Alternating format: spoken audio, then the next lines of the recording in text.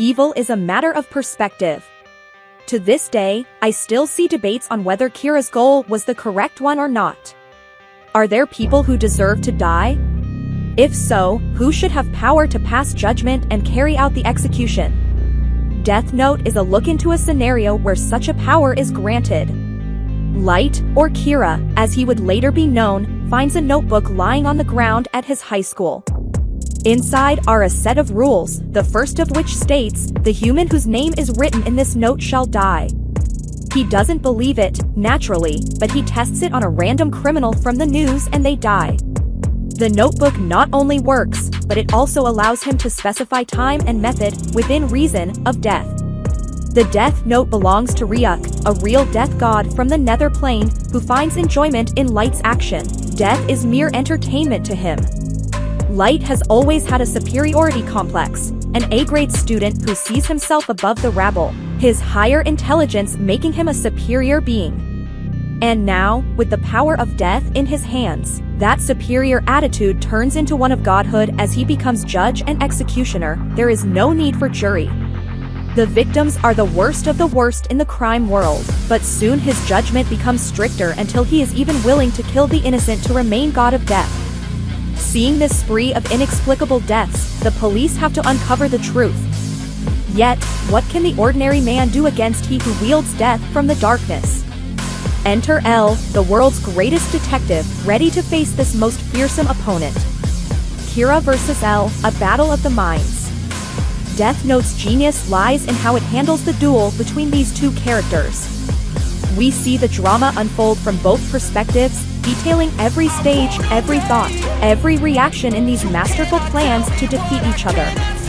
When Kira deceives L or when L baits Kira, we believe the deceit because every detail is laid out for us to see, executed in a plausible manner. No victory is achieved by chance or by the writer forcing his favorite character to win.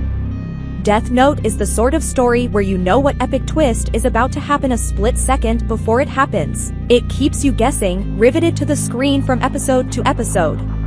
Now, take everything I said above, wrap it in a neat bundle with your hopes and dreams for the perfect anime, you wrapped it tightly, and throw it away for part 2. At a certain point, there is a clear event to end the series on. However, the writer chose to extend the story, it seems, almost like a sequel season to make sure no loose ends of any kind remain, something that isn't necessary. Part of the joy with many stories is leaving threads up to the imagination where possible. In this second part, the genius in the writing is no more. Illogical maneuvers become the norm, clues are uncovered through guesswork, leaps of logic that make no sense uncover the answer, and once intelligent characters make the stupidest mistakes. The mind games are no longer believable. Where the anime showed us smart characters before, it now has characters we are told are smart, but they aren't fooling anyone. It doesn't help that most new characters are irksome rather than interesting, because eccentricity worked earlier, he thinks. If I just add more eccentricity, it will automatically be amazing. Wow, you snap chocolate with your teeth in dramatic fashion? How eccentric.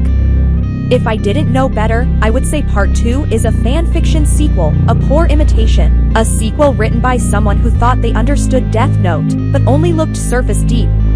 All this said, the first part ends well and is self-contained enough to keep Death Note an excellent anime. You simply have to endure its ugly cousin hanging around afterwards. Part 2 isn't even bad, honestly, it's when one compares it to what came before that the impact is felt.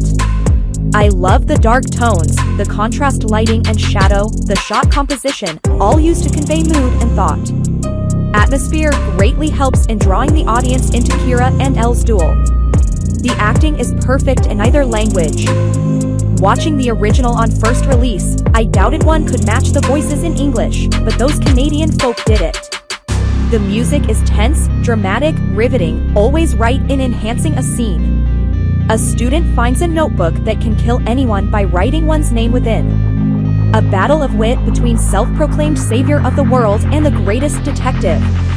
Mind games abound. Excellent, for most of the way. Just know the latter episodes won't match the preceding quality.